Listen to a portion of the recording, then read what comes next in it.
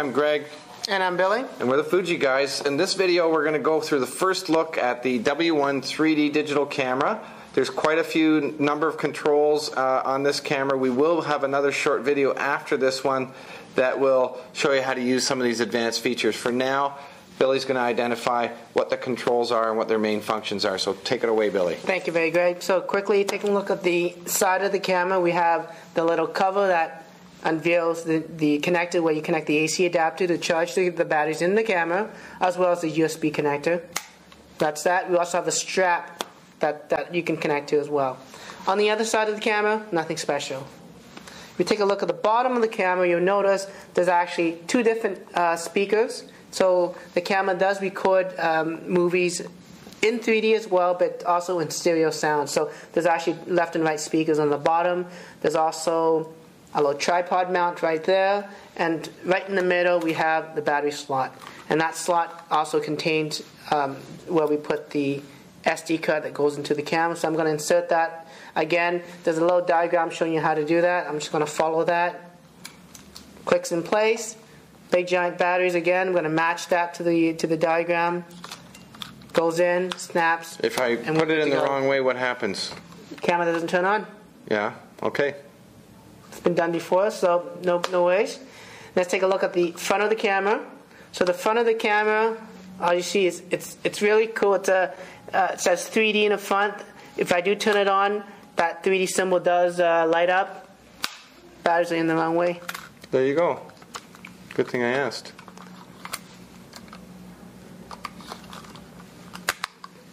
Try it again. There you go. So the blue logo comes on. Actually, that acts as a self timer. So in 5 seconds, 5, 4, 3, 2, 1, it starts blinking. 5, 4, 3, 2, 1. What you see is the dual lens on the camera, because the 3D camera, it requires two different lens at a slightly different angle to give you that perception of 3D.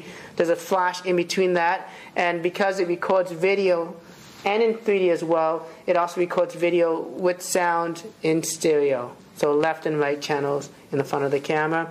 Let's take a quick look at the top of the camera. So on the top, again, you got the shutter button. Again, two-step process. Push halfway down to pre-focus and lock, and all the way down to take the picture.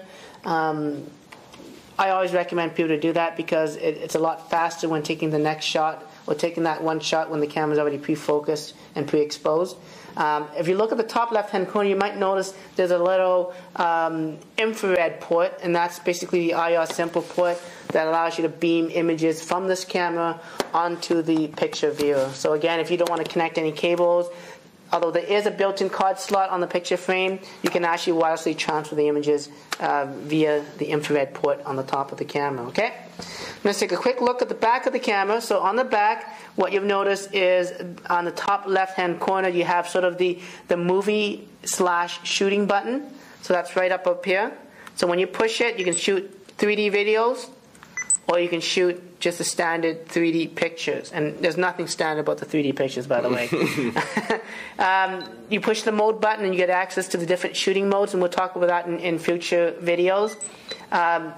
In the 3D mode, when you do playback, there's actually a parallax control that allows you to move and move the pictures left or right. So if you find that the 3D effect is not as strong, you can sort of shift that image over by pushing left or right. There's also a dedicated button on the bottom for 2D/3D. So if you wanted to do 3D videos, you'd push that. And if you wanted just to do 2D videos, you'd push that button for the 2D. So a quick little switch.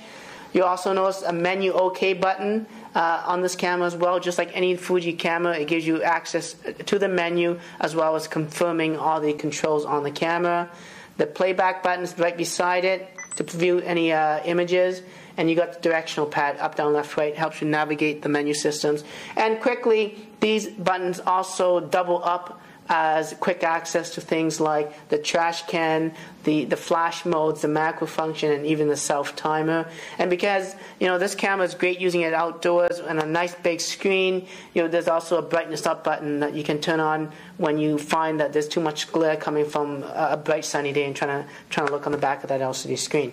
Okay, last button on the back is the display button, which gives you access to toggle between having no text, text, and different viewing options, as well as in the shooting mode, you can bring up the grid lines, or the rule of thirds grid lines, to help you frame the picture.